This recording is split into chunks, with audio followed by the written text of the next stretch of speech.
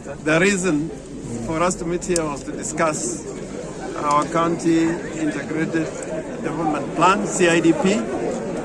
We need its validation, and the process has been ongoing.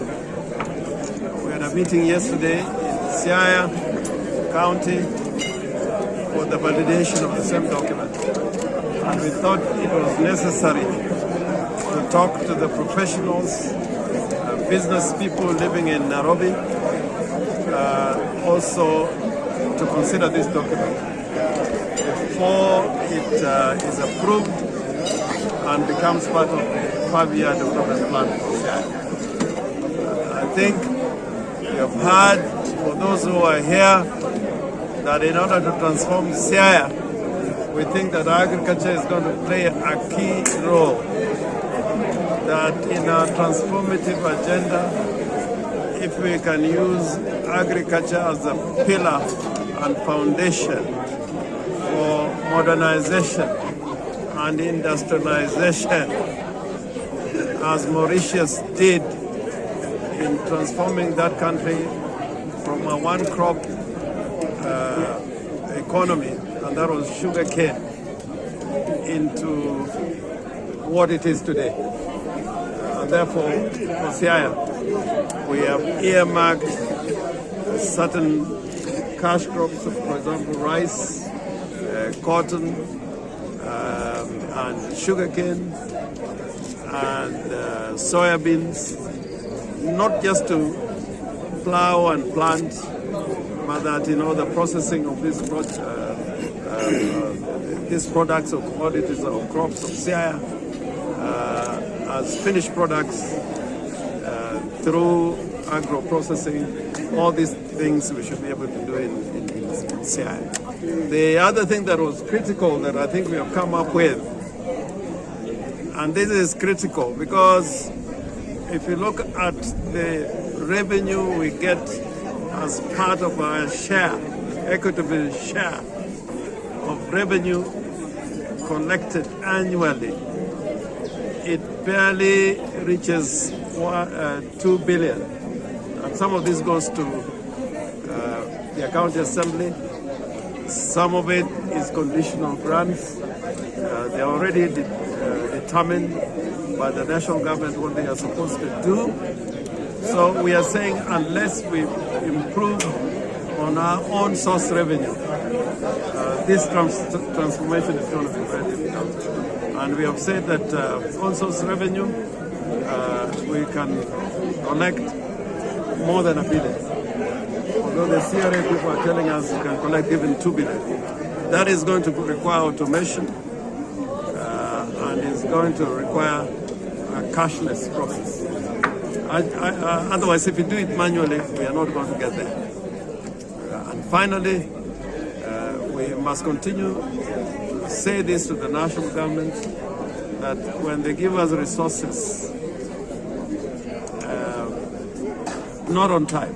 Like, for example, now we got 2 months remaining in the financial year, and there are 3 months outstanding which have not been paid by the national government to the counties. And then we'll have the disbursement for for May and June. Now, trying to absorb all this money in less than 2 months is going to be impossible. So sometimes when we assess county governments, we are not being reasonable, because the controller of budget is just going to look at what you should get in a year and then determine that your absorption rate is late when you have not actually received that cash from the national treasury. So I think this is work in progress with the Council of Governors. Money should be dispersed promptly as spelled out in the Constitution. Madam Governor, how much money have you put aside for agriculture? Second, there's a conducive environment. I heard the professional and the investors are talking about, and in terms of also implementing the policy of that one. Can you give us your commitment on implementing this, and how much are you set aside for agricultural sector? You heard here that we should be putting aside 10% of the budget to agriculture, according to the Maputo Declaration. In Siaya, we had to come with supplementary budget 1 and 2, and we are spending more than 300 million shillings, which is more than 10%. In Siaya, we have achieved it because we use that money towards mechanization. We acquired tractors. We put more than 120 billion on seeds, certified seeds, and fertilizer. We put more than 30 billion on fish feeds. So if you look at the global picture, we have actually put a lot of money in agriculture, but we think that is not good enough. On the question of implementation, I think we are up to the job. Part of this process, talking to the diaspora here in Siaya, questions arise in all the key sectors as to whether we are achieving our objectives. The only hurdle in achieving our objectives is the disbursement of funds from the national government. If you don't get the money, then implementation becomes very difficult. Like I'm telling you now, 4 or 5 months outstanding from the National Treasury, which are to be allocated to projects. We can't do it because that money is not coming. Money even for salaries, for example. We in CI have been able to pay salaries without a disbursement from the national government, from our own source of revenue. So we're up to the job, and I think we're going to get there. Your Excellency, most of the time, people, or even the leadership, they are promising to make such document, but implementation is hard time. Can you give a commitment to the people of Siaya that by the time you have ended your period, you have left the legacy of implementation of this transformation in that region? I'm not in the game of promising. In fact, I don't like promising. Tumetenga, tumeweka. Me, I did in fact the task. And if you look at my record, when we talk about seeds, we're going to give seeds. They are not there in the initial budget. We have had to come with a supplementary budget to get seeds, to get fertilizer, to get tractors. They were never in the plans for 2022. The government has been in Siaya, made a lot of promises. We have not seen anything, not a single cent.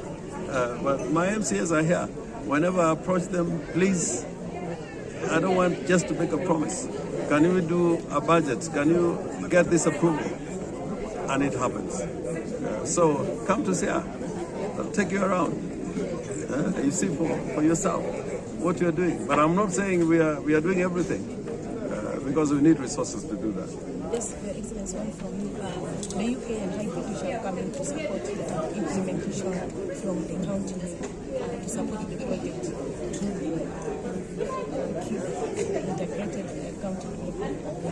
Okay, my question is, what is the time frame? I think that this is not decided. When do you expect the final?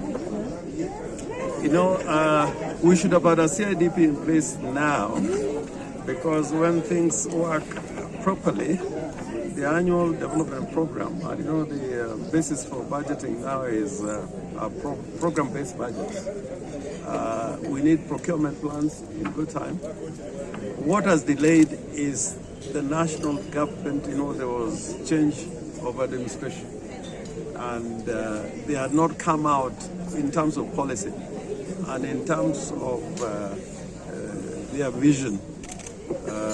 And in terms of what are the key areas where they are going to put their money.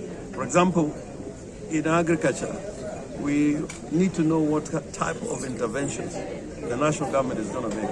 If you look at that CIDP, you will see that where we require a national government intervention, we state so. Where we require the intervention of a partner, we say so. So the delay has been reasonable in the sense that we had to wait until the national government came out with its key priorities, some of it which has forced us again to change our budget. For example, they want to put industrial parks with co-funding from the county and from the national government. All of them all the counties each were producing 250 million, and the national government is giving 250 million for each county. That was never in anybody's budget, including the national budget. When they came out with that program, again we had to change our plans, both in the CIDP and in our budget for the next financial year. So we are a little late, but it's because of the change of regime and the national government delaying some of their planning and letting us know what their vision is in certain key areas. Thank you very much. Thank you so much. Thank you. Thank you.